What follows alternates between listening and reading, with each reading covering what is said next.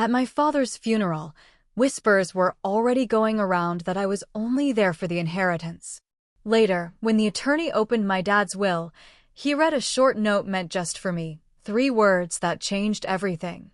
My own brother, Derek, stood over me at my father's funeral, his voice dripping with venom, loud enough for everyone to hear. "She's just here for the money. Dad's going to cut her off."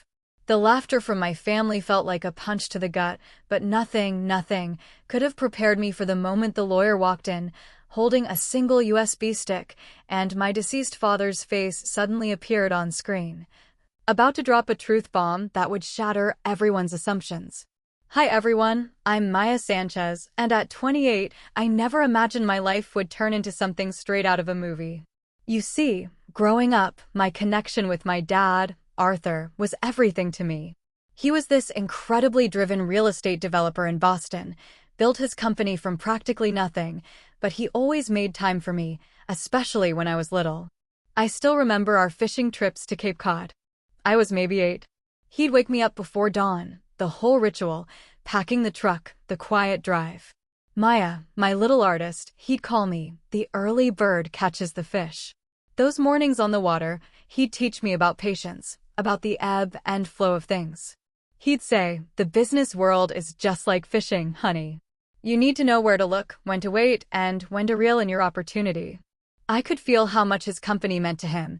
It was his entire legacy. Now, my older brother, Derek, he was 5 years my senior, and from my earliest memories, he was always competing for Dad's attention. If I caught 1 fish, Derek had to catch 2. If I aced a test, he needed an A+. Dad, bless his heart, seemed totally oblivious to this unhealthy dynamic, or maybe he just dismissed it as normal sibling rivalry. "Your brother has a natural head for business," Dad would beam, whenever Derek piped up about real estate at dinner. "He'll take our properties to new heights someday." The path was laid out. Both of us would join the family empire, attend Northeastern for business. Derek would handle operations. I'd do client relations. A perfect, pre-planned future. But my heart? It belonged to art. My elementary school teachers raved about my drawings, and in high school, I was winning competitions.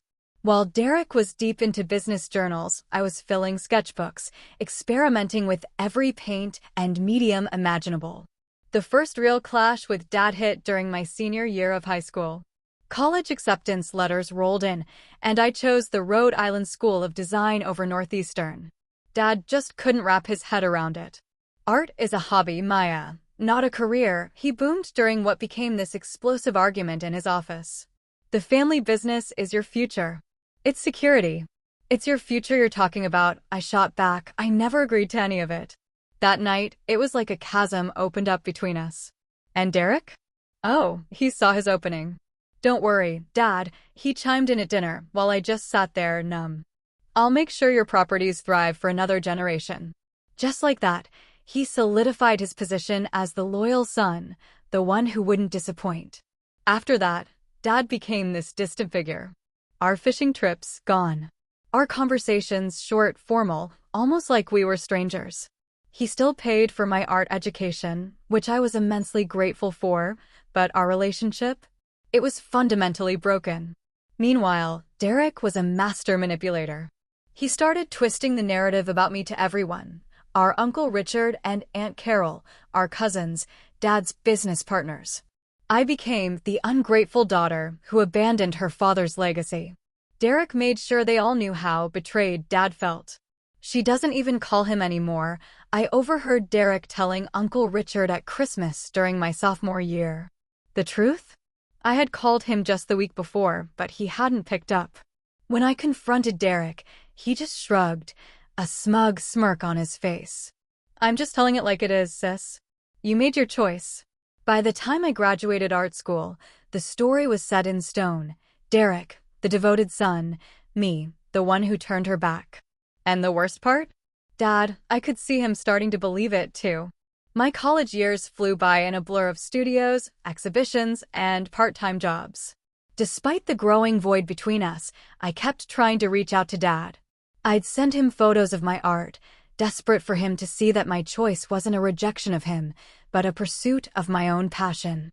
During junior year, I poured my heart into a series of abstract paintings inspired by the Boston skyline. His skyline, I called it, dotted with his buildings. I was ecstatic when a local gallery chose them for exhibition. I sent Dad an invitation, hoping, praying, this could be our bridge.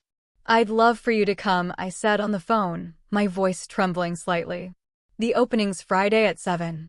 His reply was clipped, that formal tone he reserved for me. "I'll check my calendar." Derek and I might be closing on the Harborview property that day. I tried to hide my crushing disappointment. "Well, the exhibition runs for 2 weeks, so maybe another day?" "Maybe," he said. "I'll let you know." To my absolute shock, he actually showed up. Not on opening night, but the following Tuesday, completely unannounced. The gallery owner recognized him from my artist statement and called me over. "Your work is interesting," Dad said, his eyes scanning my largest piece. "You're clearly talented." It wasn't the enthusiastic praise I yearned for, but it was something. We grabbed coffee afterwards, and for a precious hour, it almost felt like old times. He asked about my classes, my plans. I asked about his business, his health. We danced around all the difficult topics. As we left, he gave my shoulder an awkward pat. "I'm proud of you for working hard, Maya," he said, "even if it's not what I would have chosen." That tiny moment gave me so much hope. I thought, maybe, just maybe, he'll accept my path fully someday. What I didn't know then was that Derek was relentlessly working to ensure that would never happen. I only uncovered the full extent of his poisonous sabotage years later. After graduation, I moved to New York to chase my art career. The distance just made communicating with Dad even harder. I'd call on holidays, birthdays, but our conversations stayed stilted. Derek, meanwhile, had seamlessly woven himself into Sanchez Properties. Family updates painted him as Dad's indispensable right-hand man, involved in every major decision. During one Thanksgiving visit to Boston, I saw how tired Dad looked. The lines around his eyes were deeper, his movements slower. "Are you okay?" I asked him privately. "Just getting old," he waved it off. "Doctor says I need to watch my blood pressure, that's all." I later learned from Aunt Carol that Dad had had a minor heart scare earlier that year. "Derek's been such a rock," she told me, "taking on extra work so your father can rest." The message was crystal clear. While I was off pursuing my selfish dreams, Derek was selflessly supporting Dad. What Aunt Carol didn't know, what none of us knew, was that Derek's support included filtering Dad's communications. Birthday cards I sent mysteriously vanished. Voicemails were never returned. Invitations to my New York exhibitions? Lost. As Dad's health dipped, Derek's methods became even more direct.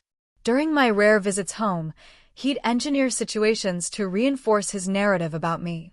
He'd schedule crucial business meetings on my visiting days, then act disappointed when Dad chose work over spending time with me. "That's just how it is when you run a company, Maya," Derek would sigh with fake sympathy. "Some of us have responsibilities we can't ignore." 6 months before Dad died, I made one last, desperate attempt at reconciliation. My work had just been featured in a prestigious Manhattan gallery, and a prominent art critic had praised my innovative vision. I called Dad, buzzing with excitement to share the news. The call was a disaster. Dad sounded distant, almost cold. When I told him about the exhibition, he barely acknowledged it. "That's nice," he said flatly. Derek just secured the largest contract in company history, the Madison Avenue development, by the way. I tried to express genuine happiness for the company, but Dad cut me off. "Look, Maya, I'm very busy right now. Sanchez Properties requires my full attention. Not all of us have the luxury of pursuing hobbies." His dismissal of my career as a hobby stung. After years of grinding, of legitimate accomplishments, he still couldn't see any value in my path. When I tried to explain how vital art was to me, how it wasn't just a hobby, but my profession, he sighed heavily. "I'm too tired for this conversation. Maybe we should talk another time." We never did. That was our last real conversation. I hung up, utterly convinced our relationship was beyond repair, that he'd always see me as the daughter who disappointed him, the daughter not worth his time. I had no idea that every word of that call had been orchestrated, not by my father, but by Derek, who had been poisoning our relationship for years. And I had even less idea that Dad had discovered the truth. Too late for us to reconcile in person, yes, but not too late for him to set things right. I was in my New York apartment, getting ready for a meeting with a gallery owner, when the call came. It wasn't Derek or any immediate family member. It was Mr. Henderson, Dad's longtime friend and attorney. "Maya," he said, his voice grave, "I'm so sorry to inform you that your father suffered a major heart attack last night." My hand clenched around the phone. Is he okay?" The pause that followed told me everything before Mr. Henderson even spoke. "I'm so sorry, Maya. He passed away early this morning. Derek asked me to notify you." Derek asked him? My own brother couldn't even pick up the phone to tell me our father had died. I sank onto my couch, the room spinning. "When?" I managed to ask. "Around 2 a.m. The housekeeper found him this morning." I booked the first train to Boston, my hands shaking as I threw clothes into a suitcase. On the way, I called Derek repeatedly. He didn't answer until my fourth try. "What is it, Maya?" "I'm dealing with a lot right now," he snapped. "I'm on my way to Boston," I said, trying to keep my voice steady. "Mr. Henderson told me about Dad. Why didn't you call me yourself?" "I've been busy making arrangements," he replied, chillingly calm. "Someone had to step up. I would have helped if you'd called me right away." Derek scoffed. "Right? Like you've been so involved in Dad's life recently." Before I could respond, he barreled on, "Look, the funeral's Friday at St. Mark's. Everything's taken care of." Friday? That was only 2 days away. "Shouldn't we wait so people have time?" "The arrangements have been made, Maya," he cut in. "Dad and I discussed his wishes years ago. Not that you would know anything about that." Every conversation with Derek felt like navigating a minefield. I took a deep breath. "Where should I stay?" "The house is full with Uncle Richard and Aunt Carol. Book a hotel." He paused. "And Maya, there's a family gathering tomorrow night before the funeral. Immediate family only." The implication was clear. I wasn't welcome. When I got to Boston, I went straight to the funeral home. I just needed to see Dad, to say goodbye on my own terms. The director led me to a private viewing room. Dad lay there in his best suit, looking unervingly peaceful. "Hi, Dad," I whispered, tears blurring my vision. "I'm so sorry we didn't fix things." I stood there for nearly an hour, just talking to him, telling him about my life, all the things I would have shared if we'd had more time. That night, alone in my hotel room, I called my best friend, Chloe. "They're having a family gathering tomorrow and didn't even invite me," I choked out. "That's horrific," Chloe said. "Do you want me to come up for the funeral? You shouldn't have to face this alone." Her offer meant everything. "Could you?" "I'll be on the first train tomorrow," she promised. "We'll get through this together." The day of the funeral dawned with skies as gray as my heart. Chloe and I arrived at St. Mark's early, but the front pews were already packed with family and Dad's business associates. Derek, sitting front and center with Uncle Richard and Aunt Carol, didn't even glance up when I walked in. We found seats near the middle. As more people arrived, I felt their stares, heard their whispers. The narrative Derek had crafted clung to me like a shadow. The ungrateful daughter, the family disappointment, only showing up now that there might be an inheritance. The service itself was elegant, formal, so much like Dad. The priest spoke of his business achievements, his community contributions, his dedicated parenting, looking pointedly at Derek during that last part. When it was time for the eulogy, Derek strode to the podium, radiating confidence. His speech painted a picture of a father-son bond that felt entirely fictional to me. Fishing trips well into adulthood, late nights strategizing business, Dad proudly watching Derek carry on the legacy.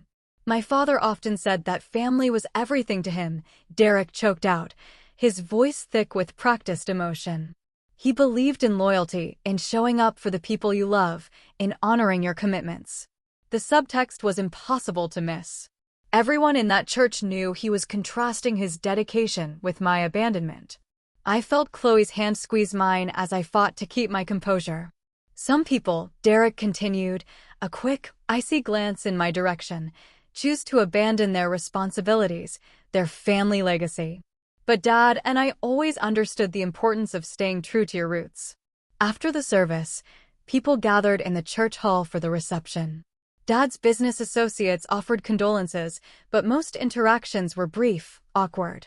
Aunt Carol hugged me stiffly, then quickly moved on.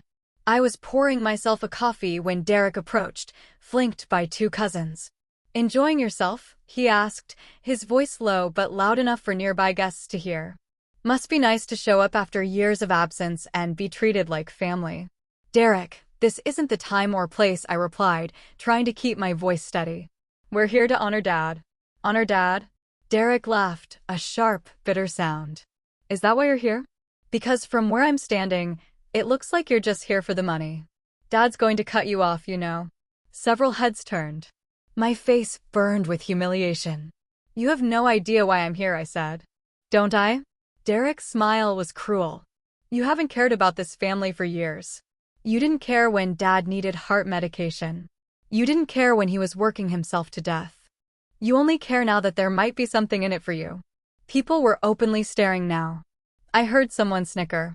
Uncle Richard came over, placing a hand on Derek's shoulder.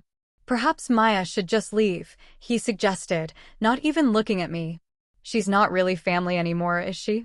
The laughter that followed from several family members nearly broke me. Every instinct screamed at me to walk out, to spare myself any more humiliation. But something held me rooted. I owed it to Dad to see this through, despite everything. "I'm staying," I said quietly. "Whether you like it or not, he was my father, too." Derek shrugged dramatically. "Suit yourself. But don't get your hopes up for tomorrow." Dad knew who really cared about him in the end. Tomorrow. The will reading. I hadn't even been thinking about the inheritance, but clearly everyone else had. In their minds, that was the only reason I would have come back, to claim what they believed I didn't deserve. As I walked away, I heard Derek's voice carry across the room. "She'll be singing a different tune tomorrow when she realizes Dad saw through her act years ago." If only I had known then how prophetic those words would be, though certainly not in the way Derek intended. The reception felt like a slow-motion nightmare. People I'd known my whole life either avoided me completely or approached with thinly veiled hostility. Mr. Thompson, Dad's business partner of 20 years, spoke to me with such forced politeness, it was worse than rudeness. "Your father was a remarkable man," he said, his eyes darting around as if planning an escape. "He built quite a legacy with Derek." "With Derek?" I repeated. "Right. The company's in good hands now," he continued, finally meeting my eyes. "Your brother has your father's vision. The transition should be seamless." The message couldn't have been clearer. No one expected me to have any role in Sanchez Properties. The succession plan was already decided in everyone's minds, and I wasn't part of it. I spotted my cousin Brenda, my childhood playmate, speaking with a group. When she saw me, she whispered something to the others, then reluctantly broke away. "Maya," she said, her hug so brief it barely qualified. "I'm sorry about Uncle Arthur." "Thanks," I replied. "How have you been?" "Fine. Busy with the kids." She glanced back at her group. "Derek mentioned you're living in New York now. That must be interesting." "It is. I've been building my career as an artist. I actually have a gallery show next month that—" "Oh, that's nice," Brenda interrupted, completely uninterested. "Must be fun to follow your dreams while Derek's been here handling everything." She didn't even try to hide her judgment. "Excuse me, I should check on my husband." And she was gone. I stood alone again, feeling more and more like an unwelcome intruder at my own father's funeral. I found Chloe by the windows, mercifully alone.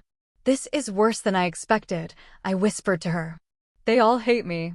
"They don't know you," Chloe replied firmly. "They only know the story Derek's been telling them, which they all believe because it's easier than questioning it. You're here for your dad, not for them. Just get through today and the will reading tomorrow. Then we can go back to New York." The will reading. My stomach clenched. If the funeral was this bad, how much worse would tomorrow be? Based on Derek's cocky confidence, I fully expected to be publicly disinherited, confirming Dad's final disappointment in me. I was lost in these thoughts when I heard Derek's voice, louder than appropriate for the setting, clearly meant to carry. I still can't believe she had the nerve to show up today, he was saying to Uncle Richard and two men I recognized as board members. After how she broke Dad's heart, refusing to even visit when he was sick. A flash of indignation. I hadn't known Dad was seriously ill. No one had told me. But before I could decide whether to confront him, Derek continued, "Well, she's in for a surprise tomorrow," he said with a smirk. Dad updated his will last year after she refused to come home for his birthday. He finally realized she didn't deserve any part of what he built. One of the board members nudged Derek, who turned with exaggerated surprise. "Oh, Maya, didn't see you there," he said, not even trying to sound sincere. "We were just discussing tomorrow's meeting with the lawyer. You are planning to attend, aren't you?" His tone made it clear he expected, even hoped, I'd slink away to avoid the public humiliation he believed awaited me. "Of course I'll be there," I replied, struggling to keep my voice steady. Derek smiled coldly. "Excellent. It should be enlightening for everyone." Uncle Richard didn't even try to hide his disdain. "I don't know why you're bothering Maya. Arthur made his feelings quite clear while he was alive." "Did he?" I asked, a sudden spark of something, curiosity, defiance, igniting within me. "What exactly did he say?" "That's between him and the family members who actually stayed in touch," Uncle Richard snapped. "Maybe if you'd picked up the phone more often in the last few years, you'd know." My face flushed with anger and shame. "I tried to stay in touch." "It's not as simple as you're making it sound." "Never is with you, is it?" Derek interjected. "Always an excuse. Always someone else's fault." "Dad got tired of it, Maya. He got tired of waiting for you to grow up and accept your responsibilities." The conversation had drawn a crowd. Several nearby groups went quiet, openly watching our confrontation. I felt dozens of eyes on me, judging, condemning. "You have no idea what my relationship with Dad was like." I cried, my voice finally breaking. "You have no right to, I have every right." Derek cut in. "I was there every single day through everything. While you were off playing artist in New York, I was helping him run his company, taking him to doctor's appointments, being an actual daughter. Sorry, I meant actual child." The deliberate slip elicited a few chuckles. My humiliation was complete. I stood there, fighting back tears as Derek smiled triumphantly. "Face it, Maya. You're just here for the money. Dad's going to cut you off. Everyone here knows it. You know it. Tomorrow we'll just make it official." I wanted to run. Every instinct screamed at me to flee. But leaving would only confirm their beliefs. Despite the burning humiliation, despite the tears I could barely hold back, I stood my ground. "I guess we'll find out tomorrow, won't we?" I managed to say before walking away with every ounce of dignity I had left. The next morning, the skies were still gray, mirroring the dread in my stomach. I dressed carefully, a simple black dress, trying to mentally brace myself. Chloe had offered to come, but I needed to face this alone. "Call me the second it's over," she insisted, "no matter what happens." I promised I would, though I fully expected to be making that call in tears. The law offices of Henderson, Baxter, and Wright were on the top floor of one of Dad's downtown properties, a detail that felt like salt in the wound as I rode the elevator up. Mr. Henderson, Dad's friend and attorney, had handled our family's legal affairs for over 30 years. He would be the one to deliver what I assumed would be my father's final disappointment. When I arrived, the conference room was already packed. Derek sat at the head of the table, already playing the patriarch. Uncle Richard and Aunt Carol were to his right, with the company's CFO and two board members nearby. They were all chatting comfortably, the atmosphere almost celebratory. The chatter died the moment I walked in. Derek looked up with mock surprise. "Maya, you actually came." He gestured to an empty chair at the far end of the table. "We saved you a seat." The seating wasn't subtle, me, isolated at the foot, while Derek commanded the head. I took my assigned place without a word, ignoring the whispers. "I was just telling everyone about the Madison Avenue project," Derek continued, "the one Dad and I worked on in his final months. It's going to revolutionize that whole neighborhood." The implication was clear. This was a family business discussion that didn't concern me. I stayed silent, counting the minutes until this ordeal would finally be over. At precisely 10 a.m., Mr. Henderson entered. Unlike the others, he greeted me with genuine warmth. "Maya, thank you for coming," he said, briefly squeezing my shoulder. "I'm very sorry about your father. He spoke of you often." That simple kindness in that moment almost shattered my composure. I nodded gratefully, not trusting myself to speak. Mr. Henderson placed his briefcase on the table. "Before we begin, I want to thank you all for coming. Arthur Sanchez was not only my client, but a dear friend for over 3 decades. His loss is deeply felt by everyone in this room." There were murmurs of agreement. "Arthur was meticulous in his planning, as you all know," Mr. Henderson continued. "He left very specific instructions about how today should proceed." Derek leaned forward, his expression brimming with confidence. "We're all eager to respect Dad's wishes and move forward with the transition he planned." Mr. Henderson nodded, his expression unreadable. Arthur's instructions for this reading are somewhat unconventional. He prepared a video statement to accompany the formal will document. That announcement was met with confused looks. Video wills weren't common, especially for someone as traditional as my father. "A video?" Derek asked, a flicker of uncertainty crossing his face for the very first time. "He never mentioned that to me. Arthur recorded it privately about 3 months ago," Mr. Henderson explained. "He was very specific that it should be viewed before the written provisions are discussed." I watched Derek's reaction carefully. The confidence that had radiated from him all morning seemed to waver, just for a second. He recovered quickly, but I'd seen it. A moment of genuine surprise, perhaps even concern. "Well, let's get on with it then," Derek said with forced casualness.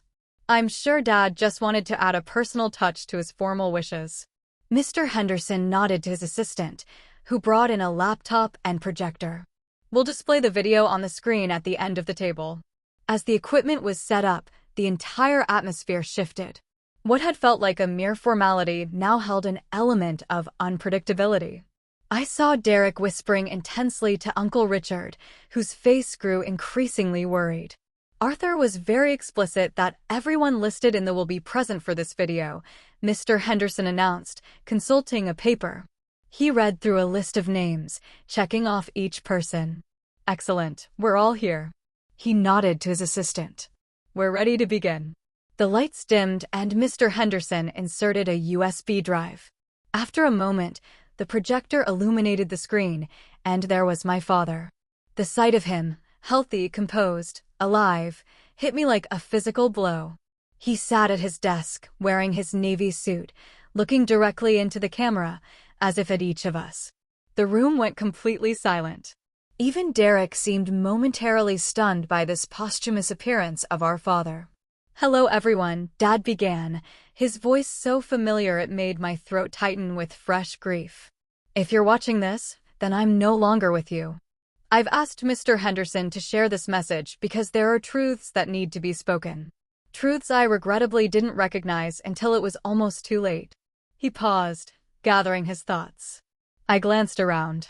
Everyone was leaning forward, hanging on his every word. "What I'm about to say will surprise many of you," Dad continued. "It will upset some of you. But before I leave this world, I need to set the record straight." A strange sensation, not quite hope, but something like it, sparked in my chest. Dad's expression softened, and for a brief moment, I saw the Dad I remembered from those early fishing trips, the one who loved me unconditionally before everything changed. "This is primarily a message about truth," he said, "about family, about betrayal and forgiveness, and about second chances that come too late, but perhaps not too late to make right." His eyes seemed to look directly at me. "I want to begin by speaking directly to my daughter, Maya," Dad said, his eyes seeming to find mine through the screen. "If you're here, and I hope with all my heart that you are, I need to say something I should have said to you in person. I'm sorry." A collective murmur rippled through the room. Derek shifted uncomfortably. "I'm sorry for the distance that grew between us. I'm sorry for not supporting your dreams. Most of all, I'm sorry for believing lies about you that I should have questioned." Dad's expression turned pained. "You see, I recently discovered something that has changed everything I thought I knew about our family dynamic over the past several years. About 6 months ago, I had another minor heart episode. The doctors advised me to reduce my workload, so I began working from home more often. He leaned forward slightly. One afternoon, I was looking for some documents in Derek's office at the house when I found something disturbing. A drawer full of cards and letters. From you, Maya. I gasped audibly. Heads around the table turned to me, then swiveled to Derek, who had gone completely still. Birthday cards I supposedly never received, Dad continued. Invitations to your art shows, notes updating me on your life. All unopened. All hidden away. His voice hardened. All deliberately kept from me. Derek stood abruptly. This is ridiculous. Dad was confused after his heart. Mr. Sanchez, please sit down, Mr. Henderson interjected firmly. Your father's instructions were explicit. The video must be played in its entirety without interruption. Derek sank back into his chair, his face flushed. On screen, Dad continued, that discovery led me to investigate further. I hired a private investigator, without Derek's knowledge, to look into other discrepancies I'd begun to notice. What I found was deeply troubling. Dad picked up a folder from his desk. The investigator discovered that Derek had been intercepting Maya's calls to the house and the office. He'd been deleting her voicemails, returning her calls when he knew she wouldn't answer, then telling me she was unavailable. He'd been actively sabotaging any attempt at reconciliation between us. The conference room had gone deathly quiet. Tears streamed down my face, my mind reeling at the magnitude of what I was hearing. But that wasn't all, Dad said gravely. The investigation revealed something even more disturbing about the business. Derek had been engaging in questionable practices that go against everything Sanchez Properties stands for.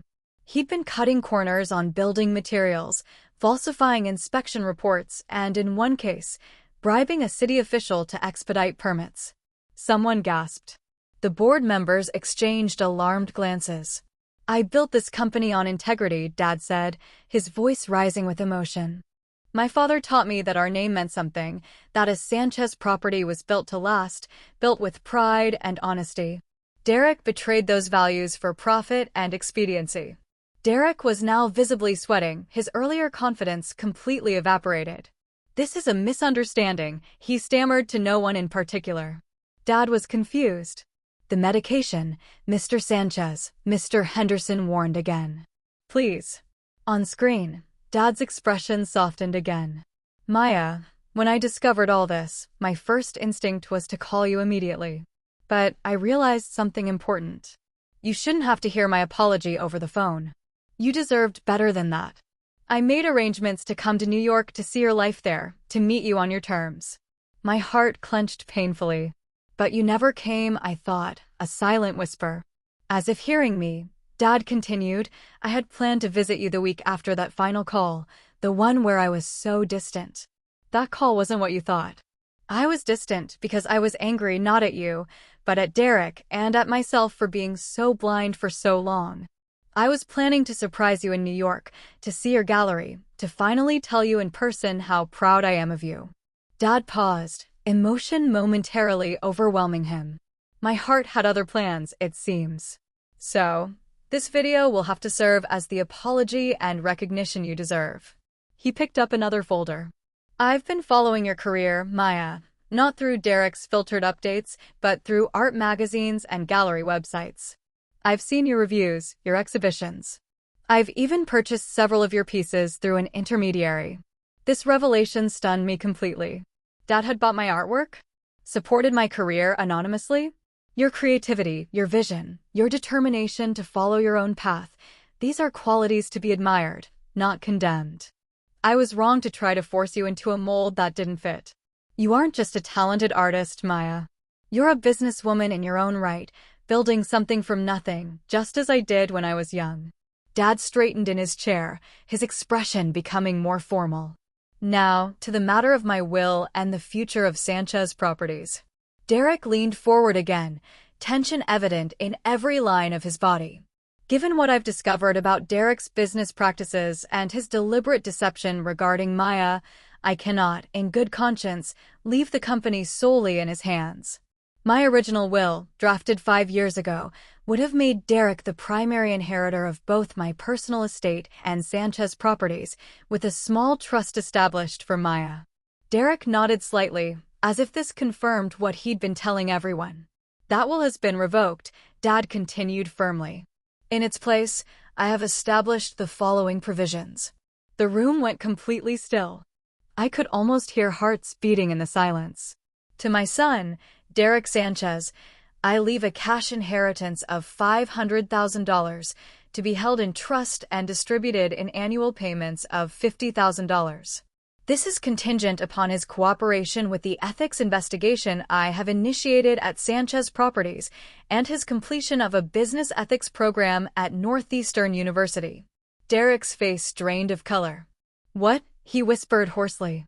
To my daughter, Maya Sanchez, I leave my personal residence and its contents, my personal investment portfolio, and 51% ownership of Sanchez Properties. The room erupted in shocked exclamations. Uncle Richard actually stood up in protest before Mr. Henderson firmly motioned him back to his seat. On screen, Dad continued calmly through the uproar. Maya's artistic vision and ethical foundation make her the ideal person to guide Sanchez Properties into the future. She may choose to take an active role in management or to serve as chairperson of the board while continuing her artistic career. That will be her decision. I couldn't breathe. This couldn't be happening. After years of believing Dad had rejected my choices, he was not only affirming them, but entrusting me with his entire life's work. The remaining 49% of company shares will be distributed among the current board members and senior management, with specific allocations detailed in the written will, Dad explained. I've also established a foundation in my name to support arts education in Boston, to be directed by Maya. Dad looked directly into the camera again. I know this comes as a shock to everyone, particularly to Derek. Son, I hope that in time you will understand that this decision comes from love. Love for you, for Maya, and for the company that bears our name. The path you've been on leads nowhere good. My hope is that these provisions will guide you back to the values I tried to instill in you. Derek stood suddenly, knocking his chair backward. This is insane. He was manipulated. I'll contest this. I anticipated that reaction, Dad said, almost as if responding directly to Derek's outburst. Mr. Henderson has comprehensive documentation of everything the investigation uncovered, including recorded conversations, falsified documents, and financial records. Contesting the will would only result in making this information public, possibly leading to criminal charges. Derek fell silent, his face a mask of fury and disbelief. Maya, Dad continued, his voice softening again. I know this is an enormous responsibility that you never asked for. If you choose to sell your shares or to take a different path entirely, I've included provisions for that as well. But I hope you'll consider accepting this role. Sanchez Properties could benefit tremendously from your fresh perspective and ethical foundation. Dad paused, emotion returning to his features. More than anything, I wish we'd had the chance to reconcile in person. To go fishing again. To talk about your art. To rebuild what was broken. I'm so deeply sorry that won't happen now. Tears flowed freely down my face. Around the table, even those who had been coldest to me looked uncomfortable, avoiding my eyes. I'll conclude with this, Dad said. Family is complicated. Business is complicated. But integrity should never be complicated. It's either there or it isn't. Maya never lost hers, even when it would have been easier to compromise. That's why, in the end, she is the right person to carry on the Sanchez legacy. Dad smiled, a genuine, warm smile I hadn't seen in years. I love you both, Derek and Maya. I hope this decision leads to healing, to growth, and ultimately to a stronger family and company. Thank you all for listening. The screen went black. For several moments, no one spoke. No one moved. The silence was finally broken by the sound of Derek's harsh laughter. You think this changes anything? He snarled, glaring at me. You know nothing about running a real estate company. The board will never accept you. He looked around for support, but the board members were carefully avoiding his gaze. Mr. Henderson cleared his throat. Perhaps this would be a good time to take a brief recess before we continue with the formal reading of the written will. There are additional documents and evidence that Mr. Sanchez instructed me to share regarding the investigation he mentioned. Derek stormed out without another word. Most of the others followed, murmuring among themselves, casting uncertain glances in my direction. Only Mr. Henderson remained, methodically gathering his papers. "Did you know?" I asked him quietly. "About all of this?" Mr. Henderson nodded. "Your father confided in me after he made his discovery. He was heartbroken about the time he'd lost with you." He paused, looking at me kindly. "He was very proud of you, Maya. He kept a portfolio of articles about your exhibitions in his desk drawer. The real one, not the one Derek controlled." The tears came again, but different this time. Tears of grief mixed with a profound sense of vindication and of lost opportunity. "I wish I'd known," I choked out. "I wish we'd had more time." "So did he," Mr. Henderson said gently. "But he also believed you have the strength to handle this responsibility. He wouldn't have left you the company otherwise." As the others began to filter back in for the continuation of the proceedings, I sat up straighter, wiping away my tears. The path ahead would be challenging. A company to learn, a brother to deal with, a legacy to honor. But for the first time in years, I felt my father's love and approval. Not despite my choices, but because of them. And that made all the difference. The days following the will reading blurred into a whirlwind of meetings, legal briefings, and raw emotional processing. Derek, true to form, immediately hired an attorney to contest the will. But Mr. Henderson was ready. The evidence Dad had meticulously collected was comprehensive and utterly damning. After a brief but intense legal battle, Derek withdrew his challenge, finally accepting the terms as written. I hadn't seen or spoken to him since he stormed out of that conference room. Mr. Henderson informed me Derek had moved out of Dad's house, my house now, and taken an extended vacation abroad. I couldn't help but feel this tangled knot of anger, pity, and a lingering, stubborn familial attachment. Despite everything, he was still my brother, the little boy who once built sandcastles with me on Cape Cod beaches. My first major decision was whether to relocate to Boston or try to manage the company remotely from New York. After careful consideration and lengthy discussions with Mr. Henderson and the board, I decided to move back, at least temporarily, until I truly understood the business and established a management structure I could trust.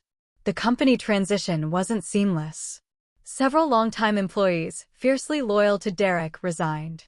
Others were openly skeptical of my leadership, questioning what an artist could possibly know about real estate development.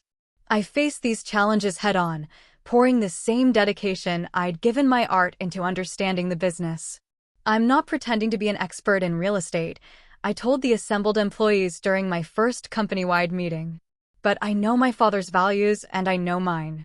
Sanchez Properties will be run with integrity, creativity, and respect for every single person who works here." I surrounded myself with experienced advisors, spent countless hours studying every facet of the business, and slowly, painstakingly, began to earn their respect. I also initiated a thorough ethics review of all current projects, making necessary changes, even when they impacted the bottom line. The Madison Avenue project, the one Derek had bragged about at the funeral, required significant revisions after we uncovered multiple safety shortcuts. The additional costs cut into profits, but the resulting building was something we could all finally be proud of.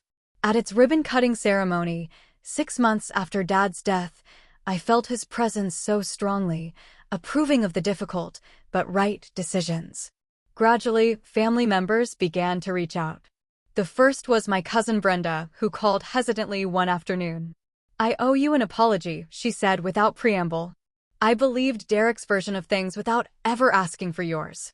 That wasn't fair." "No, it wasn't," I agreed, not making it easy for her. Years of judgment and exclusion couldn't be erased with one phone call. "I understand if you don't want to speak to me," Brenda continued, "but I'd like a chance to rebuild our relationship if you're willing." I considered her request. "I'm open to that, but it will take time. And I need you to understand that I never abandoned Dad. I never stopped caring about this family." "I know that now," she said quietly. "We all do. Similar conversations followed with Uncle Richard, Aunt Carol, and other extended family members. Some were genuinely sincere in their remorse. Others, I sensed, were more interested in maintaining connections to the now thriving family business than in genuine reconciliation. I welcomed the former while maintaining healthy boundaries with the latter. One of my most meaningful discoveries came when I finally moved into Dad's house. In his study, behind a false panel in the bookcase, a hidden spot I remembered from childhood treasure hunts, I found a collection of my artwork. Not just the pieces he'd purchased anonymously, but photographs of my student work, newspaper clippings about my exhibitions, even a framed copy of my art school diploma. Alongside these treasures was a leather-bound journal. Opening it with trembling hands, I found entries dating back years, chronicling Dad's thoughts about the business, about Derek, and about me. The early entries reflected his disappointment in my career choice. But as time passed, his tone changed. Saw Maya's new exhibition online today, read an entry from 2 years before his death. Her work is getting attention from serious critics.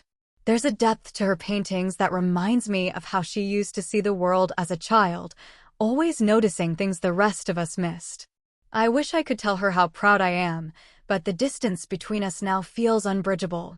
Derek says she doesn't return his calls either. I wonder if she's truly moved on from this family. Later entries became more questioning, showing the first seeds of doubt about Derek's narrative. The final entries documented his shocking discoveries and his determination to make things right.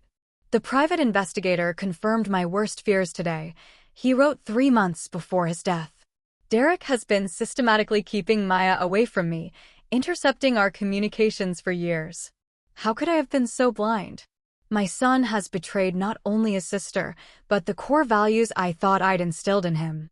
I need to fix this. To reach out to Maya directly, to tell her the truth, to ask her forgiveness.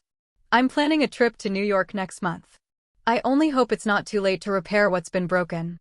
Tears streamed down my face as I read his final entry, dated just days before his heart attack. Made arrangements for New York. Haven't felt this hopeful in years. Also met with Mr. Henderson about changing my will. If something happens before I can reconcile with Maya in person, at least she'll know the truth. At least she'll know I loved her, that I recognized her strength and integrity. Derek's actions must have consequences, though it breaks my heart to implement them. I only hope that someday both my children will find their way back to the values that matter most. These discoveries helped me begin to heal, to forgive both my father and myself for the years we'd lost. I couldn't change the past, but I could honor his memory by leading the company with the integrity he valued, and by nurturing my artistic vision alongside this new responsibility. 6 months after taking over Sanchez Properties, I launched the Arthur Sanchez Foundation for Arts Education, using company profits to fund art programs in Boston's underserved schools. For the foundation's inaugural exhibition, I displayed my new series of paintings inspired by the fishing trips of my childhood, alongside a carefully curated selection of emerging local artists. The opening was well attended by both the art community and the business world. As I stood addressing the crowd, I felt a sense of integration between these two aspects of my life that had once seemed irreconcilable. My father taught me 2 important lessons, I told the assembled guests. First, that integrity is non-negotiable. And second, that sometimes the most valuable perspective comes from stepping away and seeing things differently. That's what art does for us. It challenges us to see the world through new eyes. The Arthur Sanchez Foundation aims to give that gift to the next generation.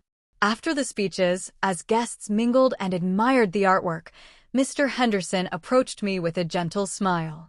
"Your father would be incredibly proud," he said, glancing around the exhibition. "You've managed to honor both his legacy and your own vision. Not many people could navigate that balance so gracefully."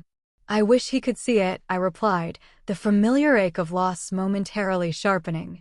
"In some ways, I think he did see it," Mr. Henderson said thoughtfully. "He recognized your potential long before any of us. That's why he made the choice he did." The next morning, I visited Dad's grave for the first time since the funeral. I brought a simple bouquet of wildflowers and sat beside the headstone in the quiet cemetery. I'm trying to do right by you, Dad, I said softly. The company is doing well. We just launched the foundation. I think you'd approve of the changes we've made. I paused, gathering my thoughts. I found your journal. I know you wanted to reconcile. I wish we'd had that chance, but knowing you were proud of me, that you understood, it means everything. I told him about the business, about my art, about the challenge and unexpected satisfaction of bringing these worlds together. As I spoke, I felt a sense of peace settling over me. A feeling that despite everything, something broken had been mended. I haven't heard from Derek, I continued. Mr. Henderson says he's in Europe somewhere. I hope someday we can find a way forward, but I'm not holding my breath. Some wounds take longer to heal than others. Before leaving, I placed my hand on the cool granite of the headstone. I love you, Dad. Thank you for believing in me, even when I didn't know you did. I'll try to make you proud every day. Life continues to be this complex balance of business leadership and artistic pursuit. Some days I feel completely overwhelmed by the dual responsibilities, wondering if I can truly do justice to both. Other days bring unexpected moments of clarity and purpose, a confirmation that I'm exactly where I need to be. What I've learned through all of this is that family relationships are rarely simple.